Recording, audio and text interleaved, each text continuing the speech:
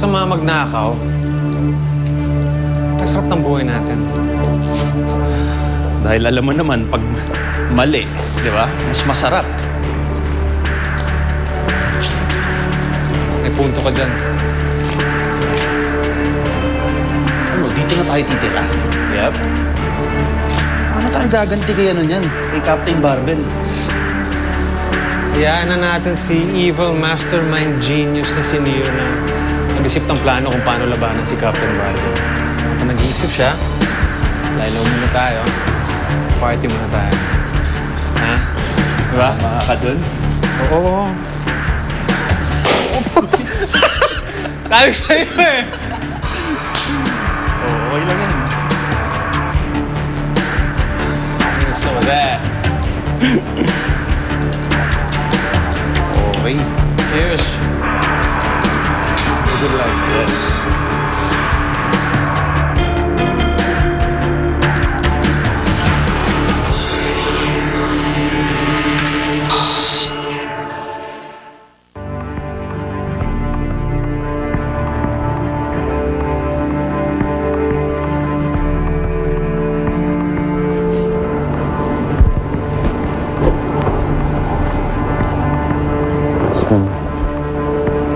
Alam ko masakit.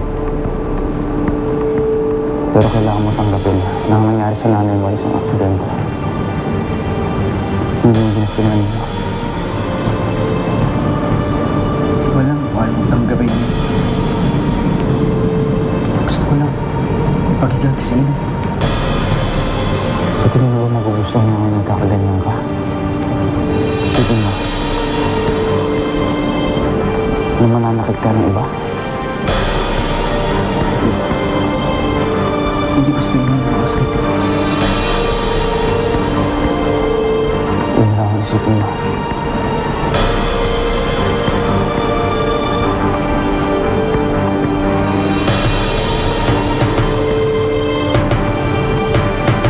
Kung kaya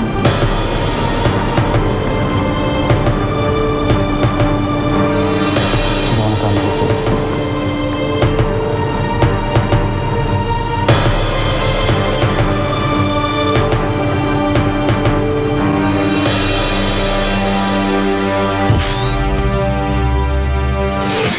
Kung nakikita ko siya, parang iba yung nararamdaman ko. Parang nanhinikip yung dibdib ko sa saya. Parang mahal ko na siya. Kuya Teng! May nahanap na ang computer. May lead na tayo sa taong may hawak ng information tungkol sa weakness ni Captain Barbell. Kunin siya. Dali siya rito. Sisil sa akin. Melanie, kasama mo yan. Kami na ni Rob. Ano nangyari? Siya yung nagbigay ng pera para sa piskal. Melanie tells me you still don't have a job. Since okay na kami ni Melanie, pwede ka na ulit pumasok. Ikaw si Nero, kalaban ni Captain Barbell. Alam mo ba kung may kahinaan siya?